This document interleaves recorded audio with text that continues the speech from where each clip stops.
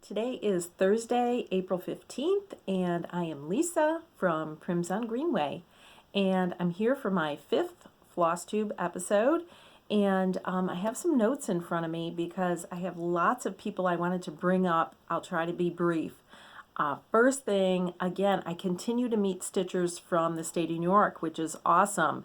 Keep commenting. This is a whole lot of fun. So I want to say hello to Barbara, Kathy, who actually was from Rome originally, which is just north of me by like 5 minutes, and she now lives in Australia, which is awesome. And Nikki, who was from the Rochester area, who now lives in Tennessee. So fabulous there too. And then there's a gal in Liberty, New York, Laura, who wants to get together and have like a New York State get together for shopping and stitching. Wouldn't that be awesome? She mentioned a Joni and a Pat. So hi guys, that would be great. I also want to say a very, very heartfelt thank you to Susan Stanley, who mentioned me on her Flosstube video. Hers is called Stitch in Time. She did go ahead and listen to the podcast by Isabella Rossner called So What and really enjoyed it. I also heard from another gal on Instagram, Amy Jepson, I believe her name is, who said she really loved Isabella too. So she continues to put out fabulous podcasts. I can't recommend her enough if you're interested in textiles and needlework. She is just great. Also want to say a very, very heartfelt thank you to Lisa from Kindred Stitcher for mentioning me, and her sampler wall is just out of this world, so you guys need to go and check that out too. And then I also heard from Audrey, Stitchy Witch 42. She really was impressed with my black velvet strawberry. And on her last video, she went strawberry crazy. She made one out of a black sparkly velvet. She did one out of fabric. She did one out of a terry cloth towel with little strawberries on it, which I thought was awesome. So if you want to see some amazing strawberries, check out Stitchy Witch 42, Audrey. In addition, thank you to Kim, the Contented Stitcher. Hey Kim, how you doing? She really gives some great recommendations as far as sals and other Flosstube channels. The one sal I jumped in on was Pocket Full of Posies from Bumble Stitches, Nicola, over in the UK. And for that one, I posted a picture of my most recent finish, which actually wasn't it was not a cross stitch project. It was a punch needle project, which it was a two-piece project. I had punched one of them several years ago and just needed to punch the other and put it together, which I did over this past week. So let me show you. Let me grab it here. It's right behind me. And this, I should say this pattern is from, oops, I'm dropping things, is from the Old Tattered Flag, and it's called Petals and Pins. And basically it's just a set of instructions and a picture. It was a kit, so it came with everything, except for the fabric you had to put on the bottom of each little cushion, which I used some wool.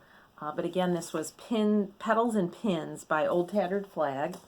And as I said, it's a two-piece project. I'm hoping you can see it. It came with this cool, like metal aged dish of some sort.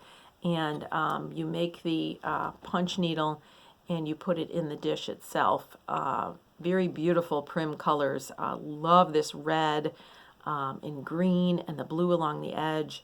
And then this one, you kind of alternated the colors. Instead of the red flower, you put the blue flower and put the red around the outside. And then I attached it with a bit of sari silk that I had. So it's just a cute little kind of set for display. And this is the picture when I finished it the other day. I submitted for Pocket Full of Posies since it is a flower. So awesome. All right, so that's one thing I was working on. Next, a couple other people I wanted to mention. One was Dina, Making Life Count. I really enjoyed her floss tube. At the end of each floss tube, she is planning on giving some math tips. She's a math teacher, but these tips are in relation to stitching, which is really awesome because that was my weakest subject in school, math. So I appreciate it, Dina. I'm going to continue to watch. Another one I wanted to mention that I just finished watching a few minutes ago was Jessica from Schoolhouse Stitcher. I haven't seen her in forever and a day, and she had a ton of beautiful things to show. She had lots of Blackbird, which really excited me. I did meet her once a couple years ago at a Prim Stitchers retreat.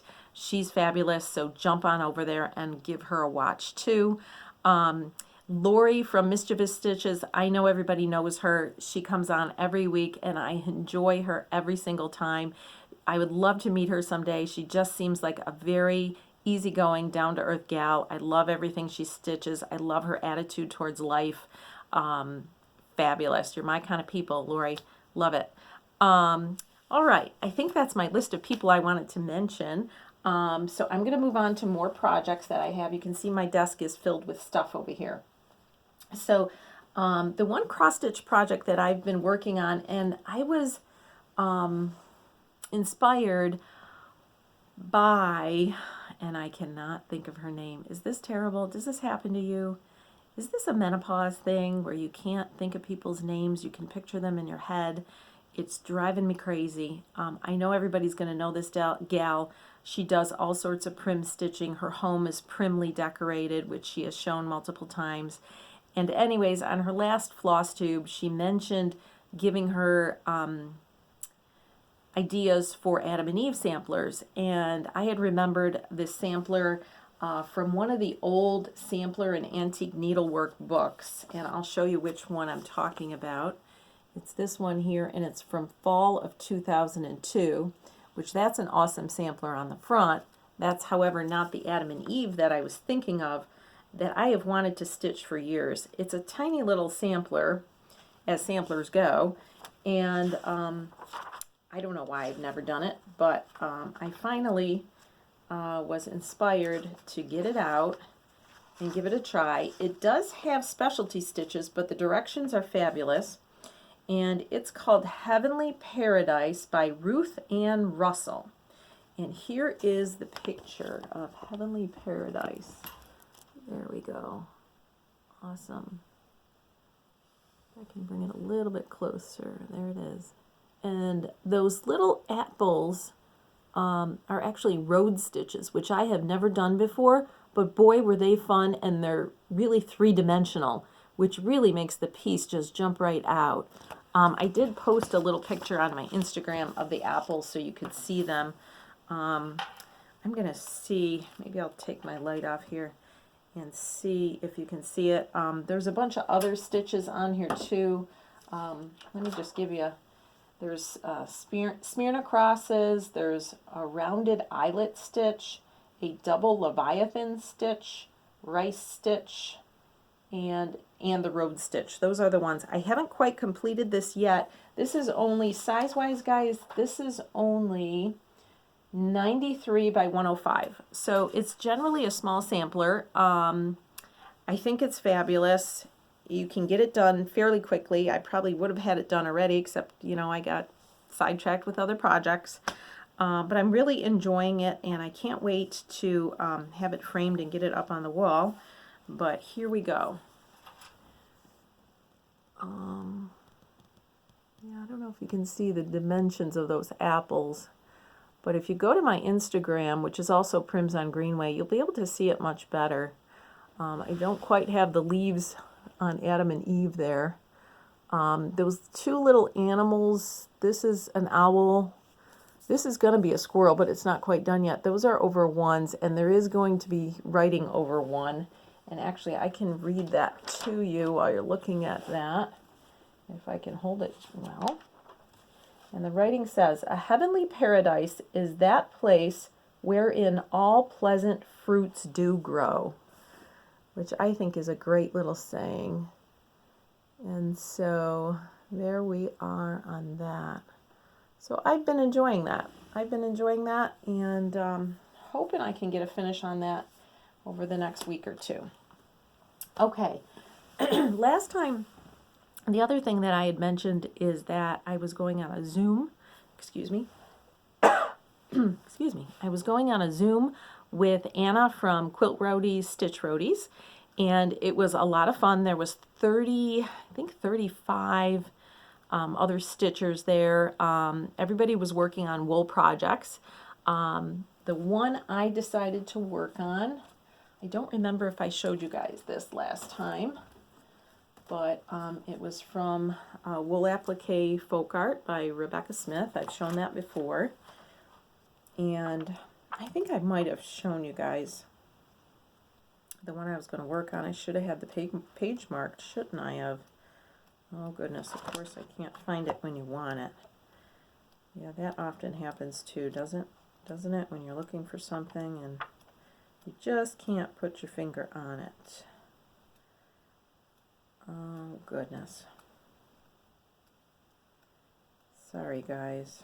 Holy moly. I am not locating it. However, I have the project right here. So let me get the project out. It is not quite done, but it's getting there. So here's the project. It's a prim little house with kind of a sun and a tree. The sun has some French knots and some running stitch. The tree's got a lot of buttonhole stitch and whip stitch. I haven't finished everything on the house quite yet. I haven't decided what I'm going to do with this top of the fabric. In the pattern, it puts a date on there, 1815, which I know they put these dates to make it seem primitive, but sometimes the dates don't mean much to me, so I often change it. So I'm not sure. In the pattern, it's meant to be a pocket that attaches to a chair, so you can like put letters and envelopes and such like that in there. And I'm thinking I might actually finish it that way. Up in my new craft room, I have this metal chair here, and it would be nice to have a pocket behind there to stick things. I'm forever sticking things on my desk and then things pile up. So I might actually end up making this into a pocket. So we'll see how it goes. As I said, I'm not too far from a finish. I really have to just do some stitching here in the house and then basically put it together. One thing I did try different on this, again, was recommendation from Anna from Quilt Roadies, is on the back. I purchased from Joann's an interfacing that's a little different. The interfacing I've purchased before really kind of gives it a stiffer feeling, although I know there's lightweight and heavyweight. But this one actually is a fabric. I don't know if you can see that, but it's actually a fabric, which I really like. It gives it a little body, but not a ton of stiffness. So I would recommend this SF101, and it's very easy to stitch through it when you're using an applique needle, which are sharps, as opposed to our tapestry needles for cross stitch, which are not. So I'm enjoying this. Again, hoping by the next time I see you, I might have a finish on that and can show you that one too. Okay, next thing is my love of Blackbird. Here is another Blackbird that I have finished in the past. This one, let me see if I can find the pattern here, is Eleanor Rigby and Sweet Baby by Blackbird Designs. It's part of their Magical Mystery Tour series from Songs from the Beatles. This is the dark version, the Eleanor Rigby version. I did not do that one. I actually did the Sweet Baby version on the back. And I stitched this, I think it was last year through the pandemic, and then just recently had it framed.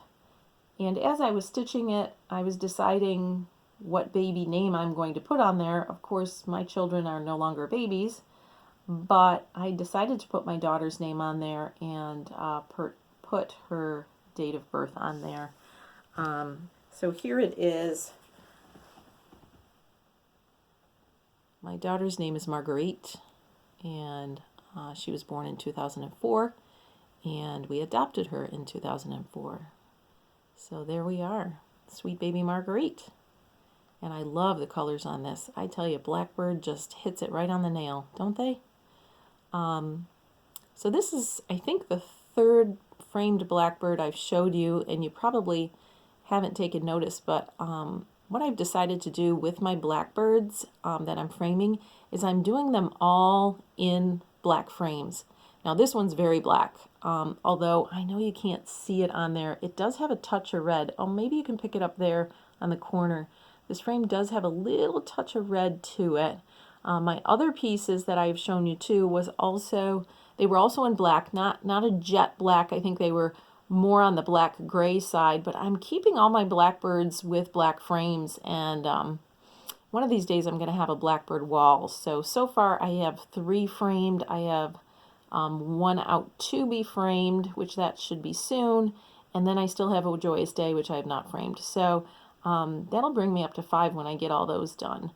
So we'll see. Hopefully I can have an actual Blackbird wall at some point. Now you may have noticed that I did pick up a couple shelves from Hobby Lobby. I put one here, and then that shelf actually is 3 little birds in a row, which is the cutest thing, and I put a couple of my drums up there.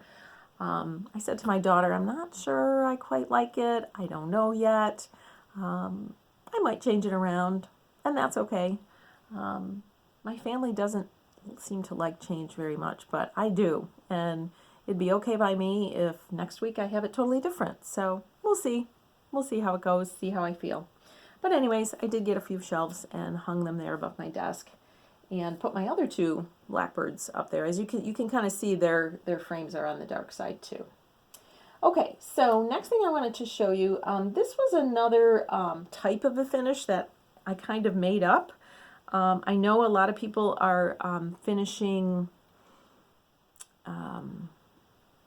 with old mill thread spools, the large ones, and putting banding on them. But what I decided to do, I do have one of those. Actually, it's over here. I do have one of those right here. I haven't quite done anything with it yet. These are awesome, I have to say. But I have bunches of these kind of spools, which are also old mill thread spools. I have long ones, short ones. Some are colored, some are not. Some have metal in this area, some do not. And I kept thinking, what can I do with these? So I made a couple of these, and this first pattern, again, I finished this last year. I did this last year and recently finished it. This is called Marianne March, and it's by Kathy Barrick, and that is glary. So let me just open that up quick for you. And this was so much fun to stitch. I have to tell you, I don't know, maybe I'm just an alphabet person, but I really loved this by Kathy Barrick. There you go, that's pretty good. And I just love the dark colors of it. The colors are very similar to Blackbird colors. So I stitched it, and I kind of wrapped it around this spool, and I put some antique lace on it. So that's kind of how I have it displayed. But let me open it up. I decided to put the name of one of my mother's aunts on there. Her name was Josephine Volts, and so I put her name on the bottom instead of Marianne March, and it's stitched on 40 count. Isn't that awesome? I know some of the letters are kind of fading in, but I do like that. I did use the called for threads, as Kathy Barrick called for it, and I kind of lined it in this funky fabric. Actually, I think this is the same fabric that I used for the Tall Trees drum. And how did I attach it? I kind of folded it and just used a pin to attach it. So this is totally unattached, just kind of folded on there. But I love it. I love it. And it looks so cute with that spool. Really, really enjoy that. And then I did a second one like that also. This pattern was from the Sewing Club by Blackbird Designs. And again, I should have marked the page, and I did not. But maybe I'll have more success in just paging through quickly and finding the correct page. I feel like it was somewhere in the middle. I was just looking at these books yesterday because I am all geared up to join the first weekend of the month Blackbird Stitch Along with Brenda and Laura. Here it is. This is called Gathering Swallows. Now they finished it very nicely on a little box. I'm assuming they probably painted the box. Again, look at that awesome presentation. Absolutely fabulous. But, oops, and I didn't realize I was showing the pattern there. Sorry, guys. But how I finished it, again, was kind of on one of these little short stumpy spools. Again, with a little ribbon. This actually isn't ribbon. It's fabric from an old antique tablecloth I bought one time, and I just cut it apart and used the fabric. And then I attached to the end of it one of these little charms. It's a little key charm, I think from Michael's or Hobby Lobby or Joann's, I'm not sure. And that's how I display it like that. But let me open it up. And sometimes I will open it up and display it open. But here we are. Here's this little pattern. Again, it's on 40 count fabric.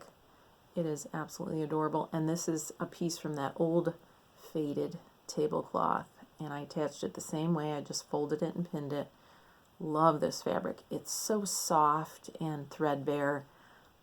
I just think of all the many years and the many dinners this was on somebody's table and how awesome that is. It just gives me a warm feeling. So again, this is Gathering Swallows from the Sewing Club book by Blackbird Designs. Finished on a little spool. So there you go. I love that. Oh, let's see. What other finishes do I have? I have another finish that I put on Instagram. Let me first show you. It is from another Blackbird book. This one is with Nicoletta Ferrauta. I'm probably not pronouncing that correctly. This I posted on Instagram. This is called My Hanging Pocket. And, oops, I keep showing the pattern. Oh boy, there we go. My Hanging Pocket. And I decided to stitch this on a piece of fabric from, from Dixie Sampler Fabrics called Smokey Mountains. It was a 40 count in the called for, and I made it into the pocket. The backing fabric is a Joe Morton Civil War reproduction fabric that has some blues to it, which I thought kind of complemented the Smokey Mountain. Again, it had an 1800 date. I just put 2021 on it. I added a little black pin with some tiny rusty bells, and some dried flowers I got from Hobby Lobby. And here's a trick of mine. I have never done a pocket before, and I said to myself, I am not going to cut up that piece of cross stitch until I know I can do this pocket and that I'm happy with this pocket. So I decided to make a pocket just out of some complementary fabric, just to be sure it was going to come out the way I wanted it to. And it did. And here's the complementary fabric. Again, it's from that same Joe Morton line of fabric. And this one I put a little silver charm on there, and with a little safety pin. So when I display these, I display them kind of as a cute little pair. As you can see, I hang them kind of together like that as a cute little pair, and they look awesome. And then I feel much more comfortable cutting up my cross stitch and doing it when I know that it's going to come out the way I want it to. So a little tip, just try some scrap fabric first, and if it comes out great, then delve into your cross stitch piece. So there you go. So that was another finish over this past couple weeks. Now, I wanted to also mention a tool that I purchased, and this is called Foamworks. And it says Foam Board Straight and Bevel Cutter. The reason I purchased this is I wanted to try lacing, and I actually laced my first piece. It is a Blackbird piece. It's the Merry Christmas piece. I don't have it here right now because I'm having a frame made for it, and I'm going to frame it myself. So I have already done the lacing, but when I was just using an X-Acto knife to cut the foam core, it was never coming out straight. This is much easier because you have this nice handle and you use a straight edge, and this bottom section just runs right along the straight edge. It comes out perfectly, cuts like butter. Love it. So this I got from Hobby Lobby. I think it was $12. It was well worth the $12. It will get a lot of use for cutting foam core. So can't recommend that enough. And getting back to Brenda and Laura, were just awesome, aren't they? They're going to be doing, starting I believe the first weekend of May, a Blackbird Designs stitch along for the first weekend of every month. And I don't know what I'm going to stitch, but this is definitely high on my contender list. Has everybody seen this book? It's called Tending the Garden. Tending the Garden. It says a blooming bouquet of quilts. However, tucked into this blooming bouquet of quilts, which I've told you I'm just a quilter wannabe. I have not made a quilt in my life, but someday this is on my list.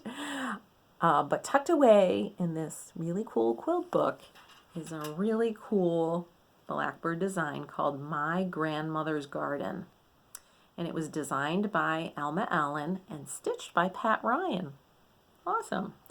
And I have to say, the colors, at least in the photograph, appear to be much brighter than the usual Blackbird. And I think it just gave me a springy feeling. And I thought, I want to stitch a Blackbird that's kind of bright to give me a springy feeling. So I don't have it kitted up. I'm thinking this is going to be my May 1st. We'll see. No guarantees, but let me show it to you because I think it's fabulous. And there it is. Oh, I'm going to try to get the glare off. I think that's pretty okay. Don't you love it? Look at those pinks, reds with the two little blackbirds on there, and there's a big old butterfly there with some yellows and very light pinks, almost fleshy colored pinks. I just think this is so springy. It just, again, makes me want to get out in the sun and maybe go to a beautiful botanical garden or something along those lines. This just looks fabulous. So what is the stitch count on this? 164 by 97. So it's not super huge. It's calling for 30 count mink by R&R. I'm a 40 count stitcher, sometimes 36, but I will probably be doing it on a 40 count of some sort. I will go through my stash and see. But this, where did I get this book? Oh, let me think. I think this is readily available online. I think I bought this from Kitten Stitcher, but I think I've seen it online quite a bit. Amazon might even have it. But again, it's called Tending the Garden. That is the only cross-stitch pattern in here. There is a rug hooking pattern in here too. Let me see. And of course that like show-stopping quilt. But even this rug, I mean, I don't know how to rug hook, but this is like awesome. Look at this, people. That is just out of this world. Out of this world. Out of this world. Go Blackbird. Go Blackbird. Okay. Only one more thing, I think, for today. And this, I was enabled. I think it was Carol Saltbox Stitcher. I need to write these things down because I forget. But I know I paused the video and went and found this book. And I'm so happy I did. And I know you're going to find this very strange, but when I get something in the mail, I can't open it right away. I have to wait. My husband will say, you wait until it's ripe. So I had to wait 2 or 3 days. It kind of builds up the anticipation. And then I opened it up and I just read the first page and the second page. And the nice thing about this book is she's presenting these crafty projects in a story fashion. About these 3 ladies who open a school called Sunnybrook. And all of the projects are based on a girls' school called Sunnybrook, which I think is just a fabulous idea. It just makes it fun. So I have not looked ahead. So I have really only looked at the first couple pages of this book because I do not look ahead. I just read that one by one and enjoy the book. I know you think I'm nuts. I should just delve in and flip through it, right? Okay.